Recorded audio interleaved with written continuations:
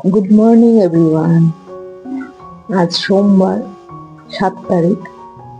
সকাল এখন 6:30। এখান থেকে আমি ব্লগটা স্টার্ট করছি। আর আজকে আমার জন্য দিনটি খুবই স্পেশাল।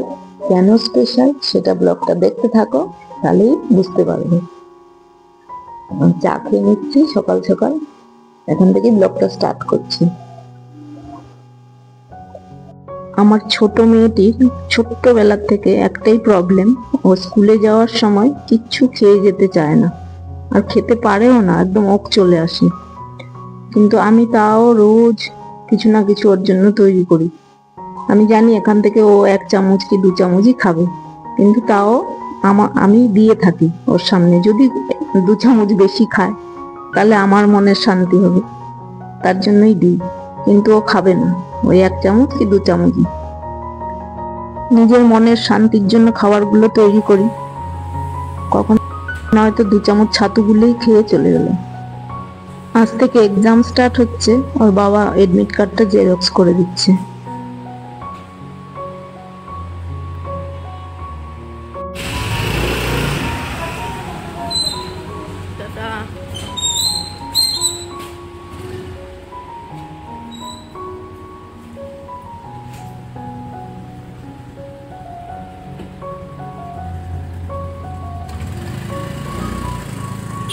মেয়েকে স্কুলে পাঠিয়ে আমি চান পুজো টুজো সেরে তারপর কি করলাম, এই দেখো এদিকে সবজি টবজি কেটে সব রান্না বসিয়ে দিয়েছি। 11:30 আমি রান্না বসিয়েছি। দেখো এদিকে ডালের সবজি ফ্রাই হচ্ছে, এদিকে ভাজাভুজি হচ্ছে, এই যে, আর এদিকে ডাল সেদ্ধ হয়ে গেছে। আমাদের পোলাওটা হয়ে গেছে, অনেক কাজ হয়ে গেছে। এবার চিকেনটা বাকি। আমি তো অনেক কাজ কাল রাতেই সেরে রেখেছিলাম, চিকেন ম্যারিনেট করে রেখে দিয়েছিলাম, তারপরে অনেক কাজগুলো করে রেখেছি। এই সবজি টবজিগুলো কেটে রেখেছিলাম, আজকে রান্নাটা শুধু করে নিচ্ছি। আর কিসের জন্য এত রান্না বান্না, এটা একদম লাস্টে দেখতে পাবে তোমরা। আমার ব্লগের সাথে থাকো।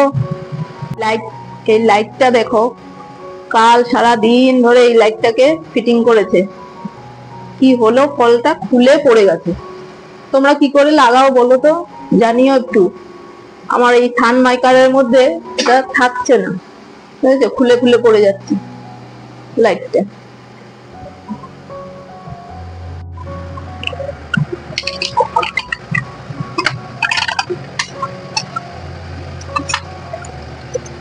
আমি তোমাদের সাথে এত গল্প করি, তোমরা কেউ কোনো কমেন্টস করছো না, কিন্তু তাহলে আমি কি নিয়ে গল্পটা করবো বলো?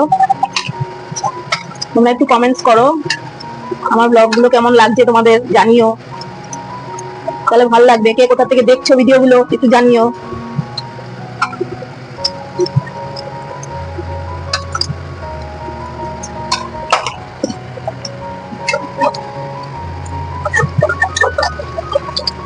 এখন 12টা বেজে গেছে, আমি চটপট রান্নাটা করি, হাত চালিয়ে একটু কাজ করে নি।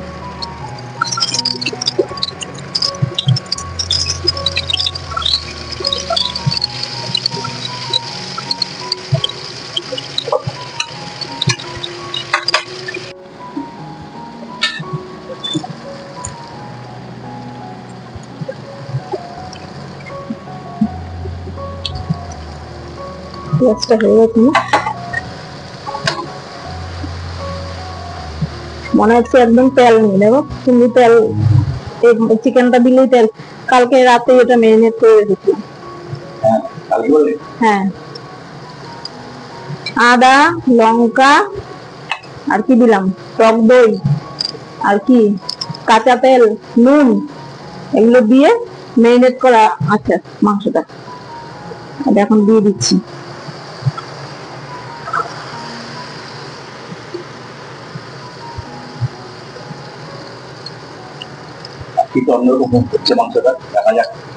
না না, অন্য কিছুই না, কষা মাংসই হবে,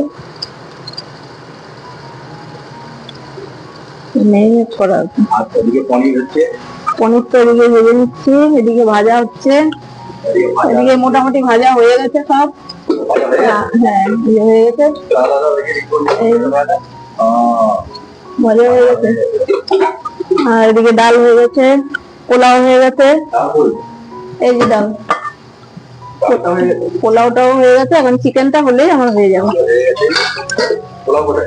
পোলাও ওই প্রেসারে, পোলাওটা হয়ে গেছে, হ্যাঁ চিকেনটা হলেই ব্যাস হয়ে যাবে।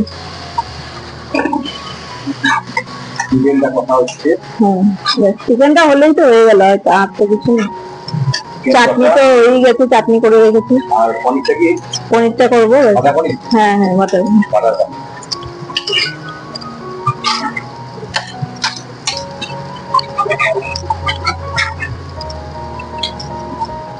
না, এখন বলবো না, এখন বলবো না। কিসের জন্য এত রান্না বান্না, লাস্টে দেখতে পাবে, ঠিক আছে? বলে দিলে তো সাসপেন্স রইল না।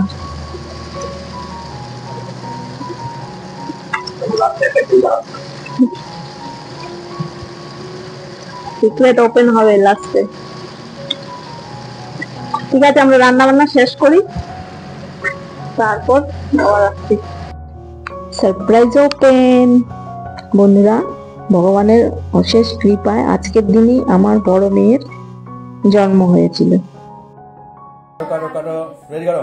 Happy birthday to you, happy birthday to you.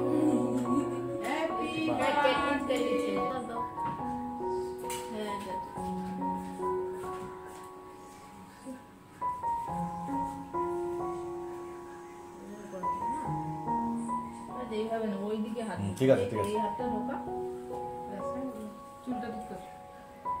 না চুলটা দেখে বন্ধ করো।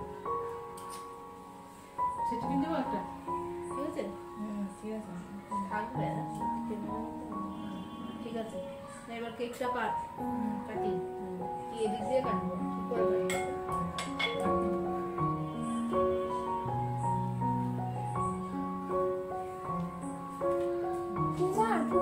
থাক, নাহলে মনটা থাক, তুই সাইড থেকে কাট।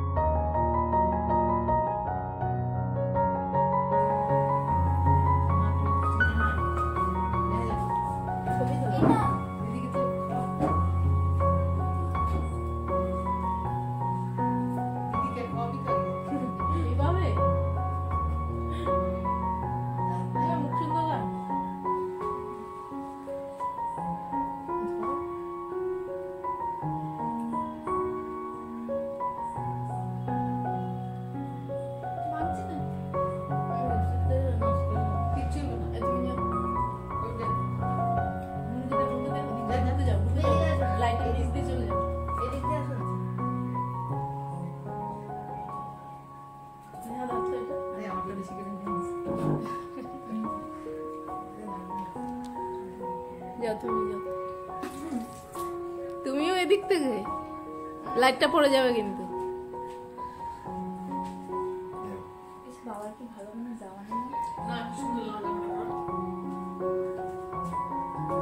বাবা একদম আনকাট ভিডিও বানাচ্ছে। আমাদের বাড়ির প্রত্যেকটি বাচ্চার আজ থেকে এক্সাম স্টার্ট হয়ে গেছে, তাই একদম কাউকে ডাকতে পারলাম না। একদম সাদাসিধে ভাবে, সিম্পল ভাবে, ঘরোয়া ভাবে আমি বার্থডে সেলিব্রেট করছি। ও যা যা পছন্দ করে সেগুলোই আজকে সামান্য কিছুই রান্না করে ওর সামনে দিয়েছি। এভাবেই জন্মদিন পালন করলাম। যারা এই ভিডিওটি দেখছেন, গুরুজনেরা আশীর্বাদ আর ছোটরা ভালোবাসা রেখে দিও কমেন্টসের মাধ্যমে, এটুকুনি অনুরোধ করছি সকলের কাছে।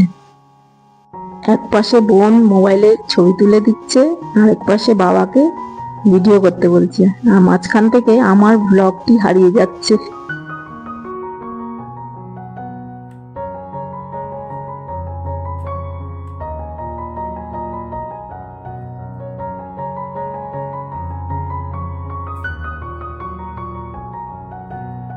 লাউ, জানলা বন্ধ করে ভাজা, দেবো?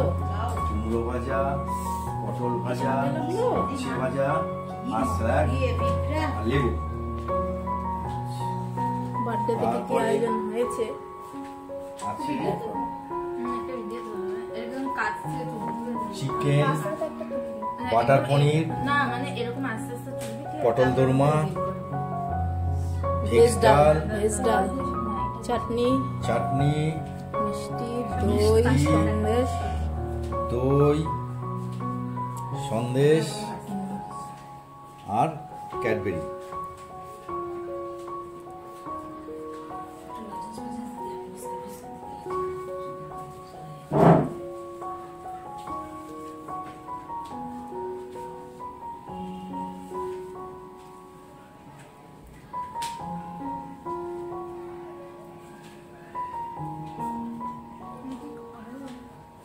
চলো খাওয়া শুরু করো। একটা নিচ থেকে আমি ছবি গেছে দেখি ছবিটা বাস খাওয়া শুরু, কেটে ফেলো, খাওয়া শুরু করো। খাবো খাও। কি করে ভাজাগুলো একসাথে সাইড একটু জায়গা কর, পোলাওটা দাও ভাজাগুলোকে এক জায়গা কর।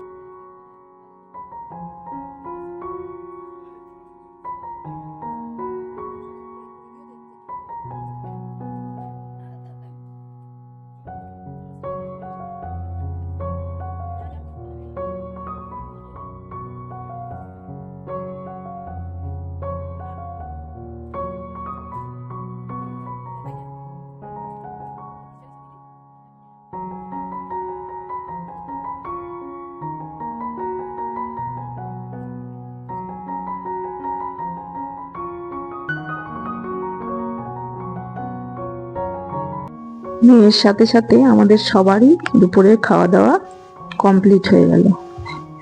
বাড়ির সামনে একটা গোলাপ গাছ আজকে কাটা হলো, সেই ফুলগুলো ওর বাবা ছিঁড়ে নিয়ে এসছে। আমি ভাবলাম একটু জলে দিয়ে রাখি, তাহলে দেখতে ভালোও লাগবে আর ফুলগুলো অনেকদিন থাকবে।